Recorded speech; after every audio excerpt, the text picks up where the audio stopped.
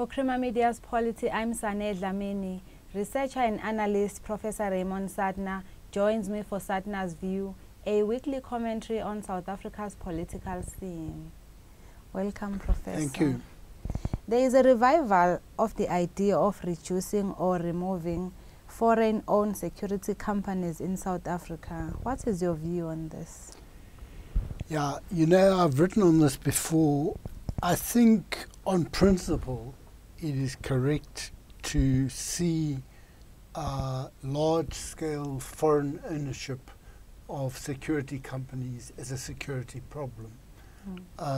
Because at the moment in South Africa, the security industry as a whole has more guns than the South African police services. Also, I think it means that they are gathering information in the course of their job about who moves where, when they move. They are installing security systems. Now, once you install a security system, you also know how to override the security system.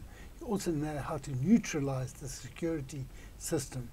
So they're getting this information that can be used to protect us, those of us who can afford private security. And it's quite important that it's not the majority of the population. The majority of the population has never thought of a security company. But in any case, the main question now is are they correct in saying it's a security problem? If the major companies, ADT, Chubb, one or two others, are foreign-owned companies, are they not in a position to create a problem for South Africa which affects its stability? We know that the security companies are actually protecting just about every shopping center, industry, and so on. Now, if the focus of security is on government ministers, probably they are being protected by government officials who may be much more loyal than foreign people. But this center where we are meeting was hit in a robbery. Now, it is theoretically possible that the security companies could provide information that enabled robbers to hit a number of malls, as they have been doing, or to hit factories. Now, the South African economy at this stage is very fragile, so that if you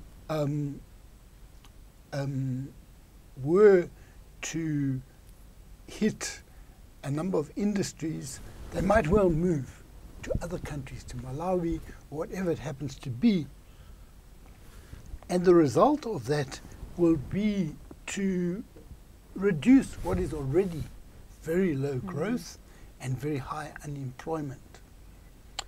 Other issue is, even if we think it is a problem to have private security, the South African police services are not able to meet the need that leads people to fear crime and believe that they can be defended by the police services. They say they are overstretched. At any rate, they don't get to a home in time. Also, people don't have confidence in the police services. They have a sense that the police services are racked by crime, fraud, corruption, excessive use of violence, all of these things.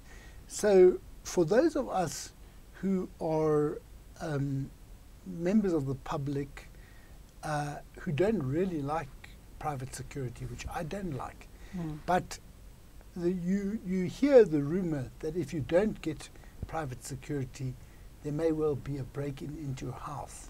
So that in some senses, in the middle range, I'm sort of like low middle or middle class places, just about everyone has private security, and that is a problem.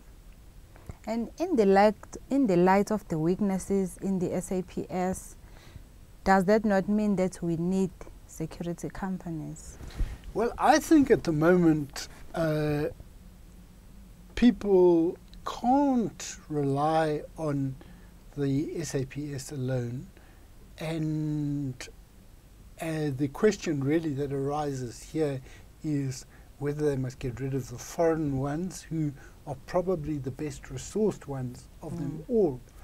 But I think there's a problem with private security in the sense that it entrenches the inequalities that were there under apartheid.